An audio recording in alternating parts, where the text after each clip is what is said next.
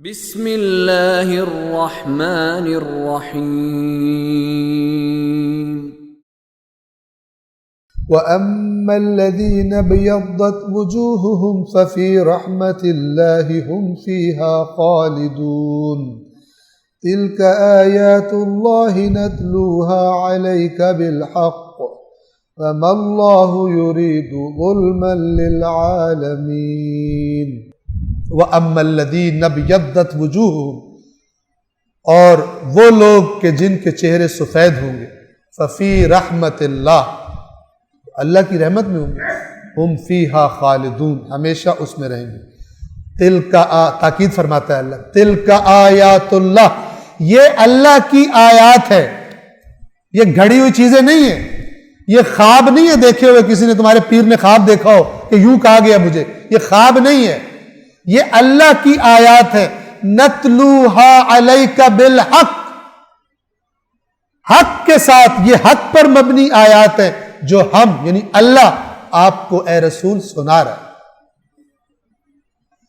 سنانے والا اللہ ہے بات کرنے والا اللہ سے بہتر کون بات کرنے والا ہوگا رسول اللہ سے بات ہوگی تلک آیات اللہ نتلوہا علیک بالحق یہ اللہ کی نشانیاں ہیں جو ہم برحق آپ کو سنا رہے ہیں وَمَا اللَّهُ يُرِيدُ ظُلْمًا لِلْعَالَمِينَ اور اللہ تو مخلوقات کے ساتھ ظلم نہیں چاہتا اللہ ظالم کیا مطلب جو کرے گا اس کی نافرمانی وہ خود ظلم کرے گا اللہ کا کوئی ظلم اللہ تو تمہیں ایسی بات کی طرف ہدایت کر رہا ہے جس سے معاشرہ امن کا گہوارہ بن جائے گا جس سے تم آپس میں بھائی بھائی بن جاؤ گے اللہ تمہیں یہ کہہ رہا ہے اگر اس کے بعد بھی تم لڑتے ہو اللہ نے ظلم نہیں کیا تم نے خود اس قرآن کے اصولوں کو چھوڑ کر اپنے اوپر ظلم کیا یہ قرآن کریم کی واضح آیات ہے اور اب آپ کو پتہ ہونا چاہیے قرآن کیوں نہیں پڑھا جاتا کیونکہ قرآن پڑھنے سے نا بہت ساری صورتحال تبدیل ہوتی ہے اس طرح پڑھنے سے جس طرح اس کو پڑھنے کا حق ہے یعنی اس کی بات بنیاد بنے گی باقی سب چیزیں اس کے سائے میں لائی جائیں گی جس طرف قرآن نے رخ کیا ہے اس طرف رخ کو یقینی بنایا جائے گا باقی چیزیں جو اس رخ کے ساتھ ایڈجسٹ ہو سکتی ہیں وہ ہوں گی جو نہیں ہوں گی وہ ریجیکٹ ہو جائیں گی مگر اہل بیت نے یہی نہیں فرمایا یہی تو فرمایا لیکن نہ سنی سنت رسول والا رہ گیا اور نہ شیعہ علی کے پیچھے چلنے والا رہ گیا علی تو قرآن کی بات کر رہے تھے نا اخواننا بغوا علینا تو قرآن کی آیت یہ ہے کہ مومن تو بھائی بھائیوں سے پہلے کیا ہے اگر دو گروہ آپس میں لڑ پڑے مسلمانوں کے تو ان کی اصلاح کروا دیا کرو اگر ایک بغاوت کرے فَإِن بَغَتْ إِحْدَاهُمَا عَلَى الْأُخْرَى اگر ایک چڑھائی یہ بغاوت وہی بغیان ایک گروہ دوسرے کے پر چڑھائی کرے زیادتی کرے پھر یہ نہیں کہنا کہ دونوں مسلمان ہیں کچھ پتہ نہیں ہمیں نہ فَقَاتِلُ الَّتِي تَبْغِي پھر قتال کرو پھر قتل بھی کرنا پڑے اگر وہ باز نہیں آ رہا جو تجاوز کرنے والا ہے قتل بھی کرنا پڑے فَقَاتِلُ الَّتِي تَبْغِي حَتَّى تَفِيءَ إِلَىٰ أَمْرِ اللَّهِ اس وقت تک قتال کرو جب تک کہ وہ باغی گروہ جو ہے وہ اللہ کے حکم کے آگے سر نہ جھکا فَإِن فَاءَتْ اور اگر وہ آ جائے اللہ کے حکم کے پر مان لے نشہ اتر جائے اس کا پھر فَإِن فَاءَتْ فَأَصْلِحُوا بَيْنَهُمَا بِالْعَدْلِ پھر ان کے درمیان صلح کراؤ اصلاح کراؤ لیکن عدل کے ساتھ اگر کوئی زیادتی جس کا نقصان ہوا پھر وہ پورا کیا جائے نہ کہ جس نے ظلم کر دیا ہے اس کو کچھ طلب نہ کیا جائے صلح میں اور جس پہ ظلم ہوا اس کو چپ کرا دیا جائے کہ مومن تو بھائی بھائی چھوڑ دو اپنے بھائی اس کو اختیار دیا جائے کمپنسیشن کی جائے جو اس کے ساتھ لہذا فَأَصْلِحُوا بَيْنَهُمَا بِالْعَدْلِ عدل کے ساتھ صلح کرواؤ زیادتی نہ کرو صلح میں بعض اوقات زیادتی کروا دیتے ہیں لوگ جیسا کہ ہم بہت ساری جگہوں پر اپنے ملک میں بھی دیکھتے ہیں جناب کہ کمزور کو زبردستی صلح کروا دی جاتی ہے اور اس کے ساتھ جو طاقتور افراد ہیں تو قرآن کے اصول بالکل واضح ہیں بات کو میں تمام کرتا ہوں ایک فرمان پر کہ جو فرمان نقل کیا گیا کس امام سے امام محمد باقر علیہ الصلاۃ والسلام سے یاد رکھیے گا امام کیا فرماتے ہیں؟ من زعم، زعم کہتے ہیں غلط گمان کو، غلط گمان کو. من زعم،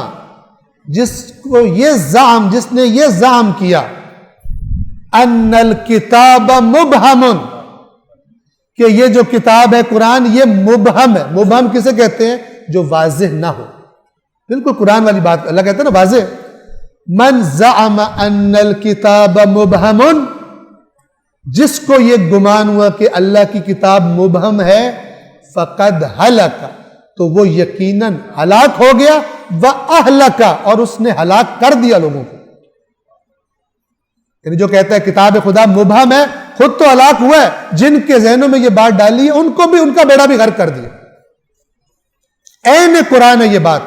ہاں کچھ لوگ کہیں گے اتنی قرآن میں مشکل آیات بھی ہے. بھائی ظاہر ہے کہ ایک وہ قانون کے جس نے پوری حکومتوں کی بنیاد بن سکتا ہے، جو قیامت تک وہ بالکل ایک دفعہ پڑھنے سے سارا کچھ سمجھ تھوڑی آ جائے گا. ہاں جس جگہ تمہیں فوری سمجھ نہیں آ رہی، بات تدبر کا کہا گیا. تدبر کرو، غور کرو، اپنی چٹنیاں باہر رکھ کر، اپنی کھچڑیاں باہر رکھ کر جو قرآن کہہ رہا ہے اس پر جب غور کرو گے تو اللہ فرماتا ہے کہ کیا کرے گا؟ بات واضح ہو جائے گی. کتاب خدا مبہم نہیں. اور یہ کہاں تک جتنی بات کتاب خدا نے کی ہوئی ہے وہ واضح ہے. جن چیزوں کا جو موضوع قرآن نے چھیڑا، جتنا چھیڑا وہ واضح ہے. اور اس کے بعد جب کچھ اور چیزوں کی ضرورت پڑے گی، مثلا نماز کی جتنی بات کی ہے وہ واضح ہے، لیکن نہیں بتایا نماز مثلا فجر میں کتنی رکعتیں پڑھی جائیں گی، کیسے کیا جائے گا. اس کے لیے سنت رسول سے رجوع کیا جائے گا. اور اب سنت رسول مثلا جو شیعہ ہیں وہ کہتے ہیں کہ جو رسول اللہ کا یعنی ائمہ اہل بیت کا سلسلہ ہے، ہم رسول اللہ کی وہ احادیث معتبر سمجھیں گے کہ جو اس سلسلے سے آئی ہو. ٹھیک ہے، وہاں سے کچھ چیزوں میں اختلاف پیدا ہوگا، لیکن اس اختلاف پر ہاتھ باندھنے یا کھولنے جو فروعاتی اختلاف ہیں کریں، کوئی مسئلہ نہیں. مسئلہ کہاں ہے؟ جب لڑائی شروع ہوتی ہے وہاں اسلام کی ایک بہت بڑی بنیاد پر ضرب لگتی ہے، وہاں اسلام کی طاقت کمزور کرنے کا آغاز ہو جاتا ہے. وہ بہت خطرناک کام ہے جو بڑے شوق سے سارے تقریباً مسلک مل کے انجام دے رہے ہیں کہ جس ٹہنی پر آشیانہ ہے اسی ٹہنی کو سارے مل کر کاٹ رہے ہیں، کلاڑے مار رہے ہیں. شیعہ بھی کلاڑا مارتا ہے اس پر، سنی بھی کلاڑا مارتا ہے، خلاف قرآن دونوں کی روش. قرآن والا دماغ اس کا ہے جو جوڑنے کی فکر میں ہو، جو تڑپے جوڑنے کے لیے، اس کا ذہن قرآن والا ہے. جو نہیں ہے اس فکر میں، جتنا بڑا بھی کرسی پہ چڑھ کے بیٹھا ہوا ہے وہ اس قرآن کا نمائندہ نہیں ہے. صلوات پڑھیے محمد والے.